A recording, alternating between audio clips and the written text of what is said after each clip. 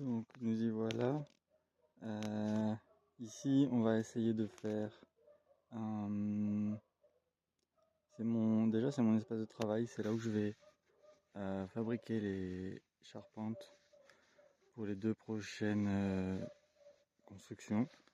Donc l'idée c'est de ranger un peu tout ça pour avoir un peu plus de place pour travailler.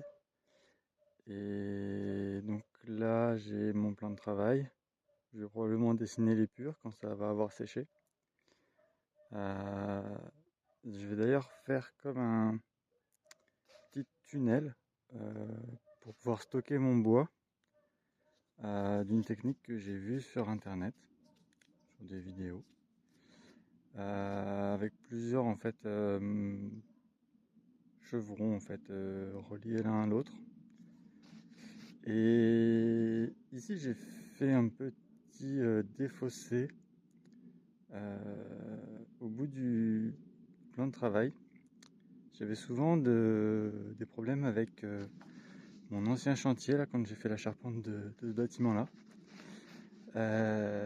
J'avais toujours une cale par rapport à ma machine pour couper que je devais systématiquement déplacer. Donc je me suis dit si ma machine finalement au niveau du plan où je travaille, j'aurais plus besoin de la cale. Donc j'ai pas encore testé. Voilà, je vous montre ça un peu plus tard.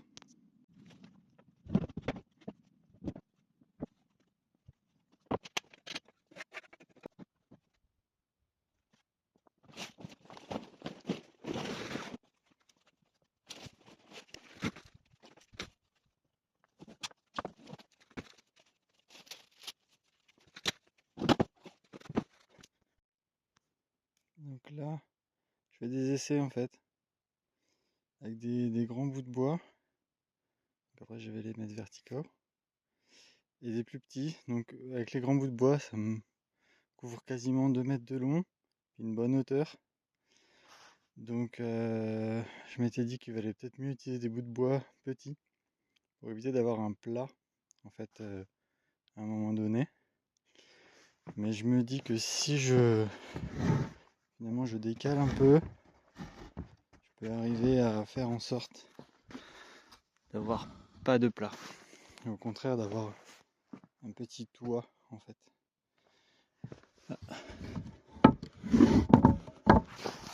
Voilà, un peu dans le genre là. Donc là, je mets la tige filetée. Donc je commence avec du 10, j'en ai pas énormément. Et ici, j'aurai une tige filetée aussi. En fait, bloquer la rotation. Et donc, construire ma structure.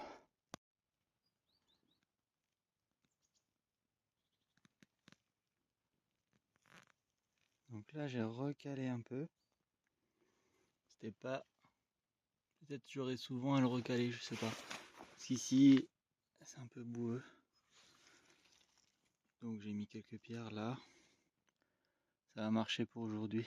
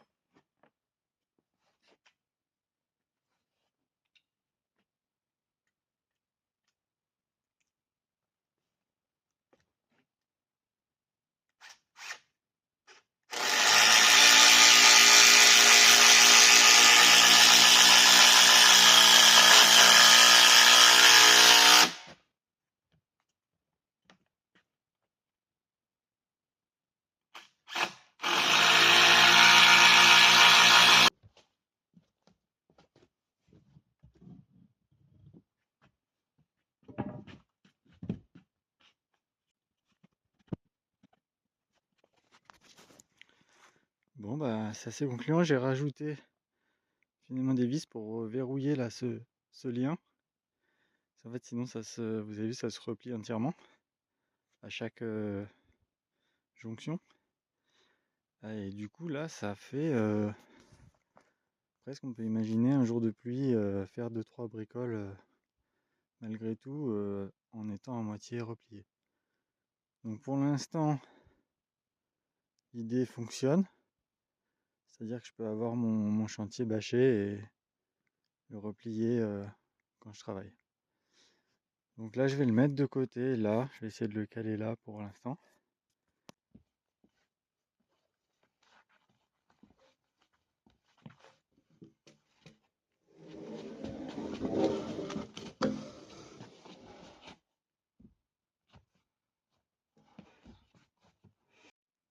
Ça c'est des essais que j'avais fait pour visualiser un peu la charpente et sa hauteur en fonction de la longueur de la batterie, de l'entrée en fait, de ma charpente. Donc ça c'est ma demi-charpente. Comme ça j'ai toutes mes cotes vraiment en grand, assez précis. Donc là j'ai mon bâtiment, les charpentes sur les côtés et au milieu une entrée retroussée pour gagner en espace.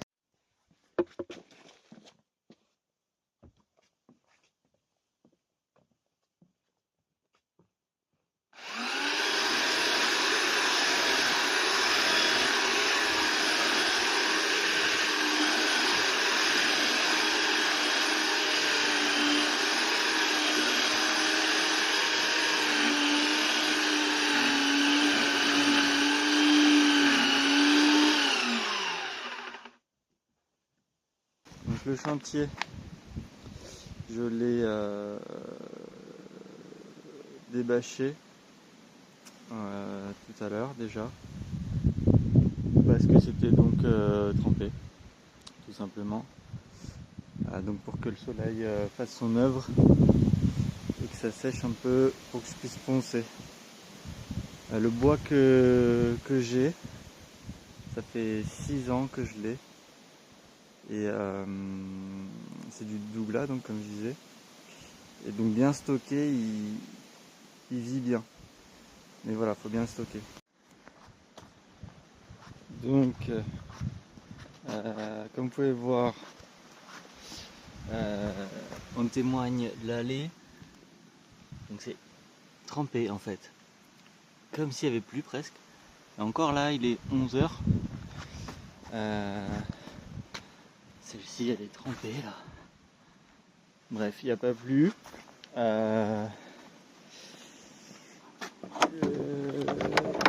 Heureusement, les poutres que j'avais mis de manière à ce qu'elles sèchent ont séché quand même. Donc c'est du douglas, le bois. Là, bien au soleil, voilà, avec le vent qu'il y a aujourd'hui, ça sèche assez bien. Le dessous est relativement sec. Je vais tourner un peu. Voilà. Justement, allez voir les stocks. Donc là, on a une partie à l'époque. Donc là, on voit c'est trempé. Hein. C'est trempé. Donc là, il est un peu à l'ombre. Donc ça sèche pas quoi. Ça sèche pas. À l'époque, c'était que je dise pas trop de conneries. 240 je crois. Ouais, c'était ça. 240 € le mètre cube. Ça s'achète au mètre cube le bois en Syrie. Et aujourd'hui c'est 320. Donc si je devais racheter le même stock aujourd'hui, ça me coûterait beaucoup plus cher. Donc je suis content de l'avoir. Donc là je l'ai bien stocké. Ici on avait pas mal de ronces qui avaient recouvert. Du coup là on a ça là qui s'est mis. Donc il faut que je l'enlève. Donc je l'enlève. Et voilà, faut se méfier que le bois soit bien stocké pour qu'il tienne le plus longtemps possible si on ne l'utilise pas comme moi dans l'année qui suit. après même c'est chiant parce que ça, voilà, moi je suis obligé de tout reponcer, donc du coup pour rien que pour pouvoir tracer le crayon, pour qu'on voit le crayon et puis que voilà, avoir un résultat propre quoi. Donc là pendant la nuit j'avais mis cette bâche qui n'est donc pas assez grande hein, mais donc je suis un peu dégoûté parce que les extrémités des bois sont mouillées, donc quand c'est mouillé je peux pas poncer parce que ça remplit la bande de papier de verre. Donc peut-être de l'autre côté c'est pas mouillé, je vais voir ça. Et voilà, cette nuit je vais mettre autre chose pour que ça recouvre entièrement les poutres de guerre.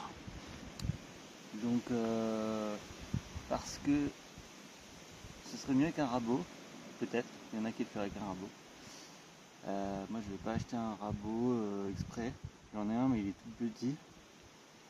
Donc je préfère acheter des bandes plutôt que de réinvestir dans des machines. J'en ai déjà beaucoup. Et finalement c'est long, mais le résultat est fonction est directement celle que je veux, donc ça va. Voilà, il y en a qui feraient autrement, moi je suis pas.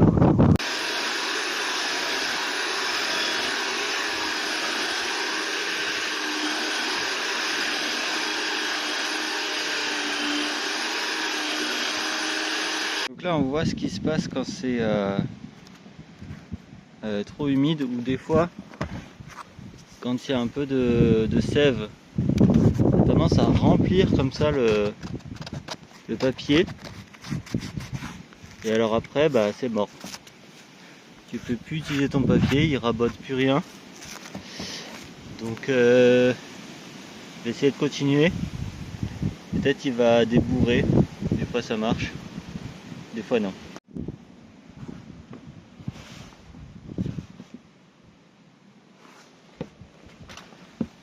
Donc il est complètement plein en fait. Ça marche encore, c'est du 60. Voilà.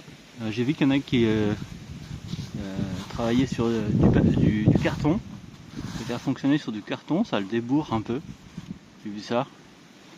Je vais essayer.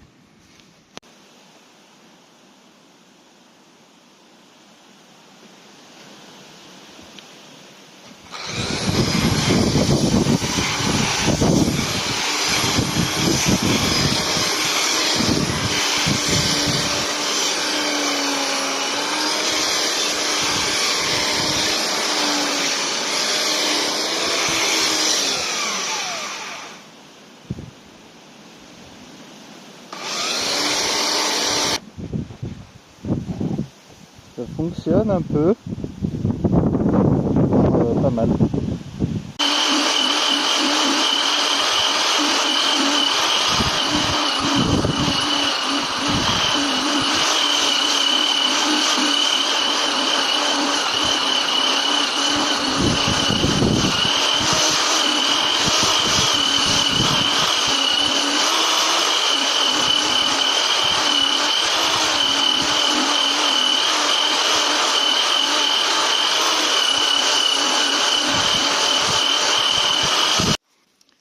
Donc là, j'ai quelques petits problèmes avec les bandes.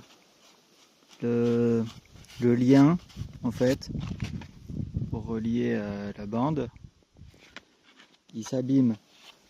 Du coup là, je fais un essai. Je recolle un peu avec de la super glue. J'ai tout enduit là, pour voir si ça peut prolonger un peu la durée de vie. J'ai essayé avec du scotch aussi. Là j'ai renforcé j'ai renforcé au préalable en fait, avant que ça s'abîme, le scotch de protection qu'il y a sur le lien. pour voir si ça fonctionne un peu mieux. Donc voilà le tunnel, si on peut dire ainsi. Du coup ça marche plutôt pas mal. J'ai mis du pare-pluie en guise de bâche. C'est assez pratique parce que c'est solide et ça s'accroche bien avec les agrafes. Aussi par rapport aux bâches qui se partent un peu en poussière en fait au bout de très peu de temps ici à cause du soleil, du vent, du froid, ça s'abîme très vite. Du coup avec le pare-pluie c'est pas mal pour ça, tient un peu mieux.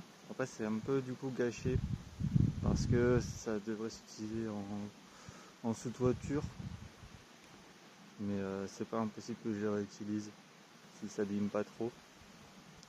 Du coup là je vais vous montrer quand je l'ouvre. C'est assez pratique en fait. Bon, c'est pas super abouti, c'est pas hyper solide et tout, mais en tout cas ça me permet de bosser tous les jours malgré du coup que c'est tout le temps trempé à cause de la rosée. Mon chantier reste sec et je peux foncer. Donc voilà.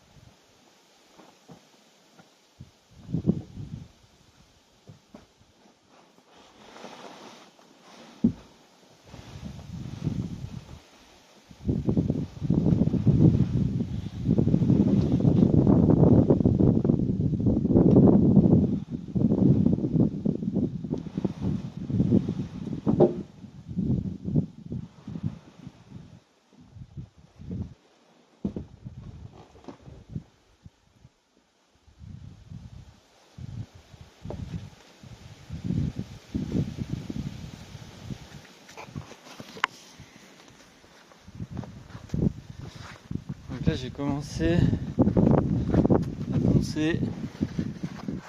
On a un résultat sympa.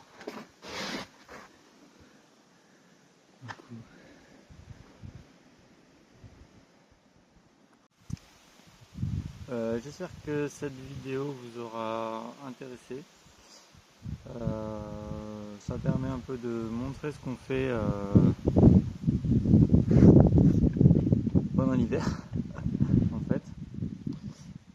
Quand j'ai pas l'activité guide vélo, voilà, je travaille sur la construction des gîtes. Là donc j'ai passé déjà 4 jours à poncer.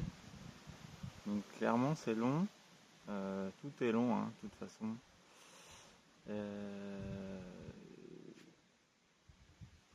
Dans une prochaine vidéo, du coup, je vous montrerai, je pense que j'aurai fini de poncer, donc je pense que ça va me prendre encore quelques jours. On attaquera donc la découpe de la charpente. Donc ben voilà, on abordera ces sujets, je vous expliquerai un peu comment j'ai appris, comment on fait. Voilà, il y a un peu 2-3 astuces. Et puis n'hésitez pas à laisser vos commentaires, abonnez-vous. Et puis on se retrouve bientôt. Je pense faire des vidéos quand j'ai du contenu. Je peux pas dire tous les combien de temps. Mais probablement tous les mois si la météo me permet de bosser. J'espère tous les mois. On verra. Voilà, à bientôt.